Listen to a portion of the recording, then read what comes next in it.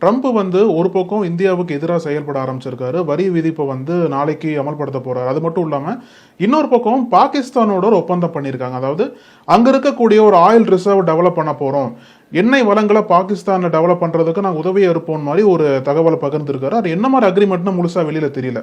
அது மட்டும் இல்லாம பாகிஸ்தான் வந்து கூடிய விரைவில் இந்தியாவுக்கு வந்து எண்ணெய் விற்கக்கூடிய நிலைமை ஏற்படுன்ற மாதிரி சொல்லியிருக்காரு சார்.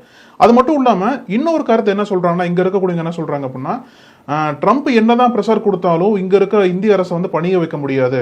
இந்திய அரசு மீண்டும் ஒரு கவுண்டர் அட்டாக் பண்ணணும். ஒரு டாரிஃபை வந்து மீண்டும் அமெரிக்கா மீது நம்ம விதிச்சோம் அப்படின்னா அது கவுண்டர் அட்டாக்கா இருக்கும் மாதிரி சொல்றாங்க சார். ஸோ இந்திய அரசால கவுண்டர் அட்டாக் வைக்க முடியுமா இந்த மாதிரி டாரிஃப் மூலியமா? அப்படி இல்லை அப்படின்னா அமெரிக்காவால இந்தியாவை விட்டுட்டு தனிச்சு இந்த ஏசியா கண்டத்துல செயல்பட முடியும்? அழகு, இந்த கேள்விக்கு பதில் இரு விதமா இருக்கும். ஒன்னு வந்து ஹவு வி ஃபேஸ் அமெரிக்கா, ரெண்டாவது how we face setback within India. ரெண்டுமே இருக்கும்.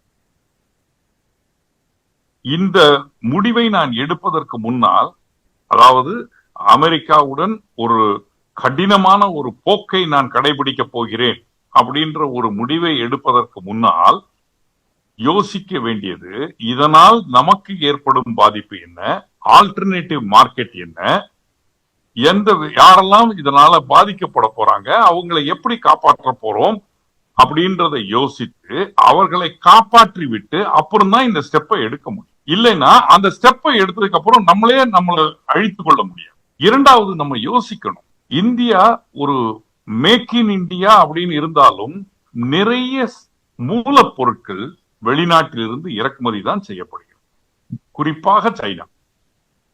நேற்றைக்கு பேப்பர்ல நம்ம பார்க்கிறோம், ஒரு பக்கம் இவி செக்டர், எலக்ட்ரிக் வெஹிக்கிள் செக்டர் வளர்ந்துகிட்டு வந்த பெருமையை பேசிக் கொண்டிருக்கிறோம்.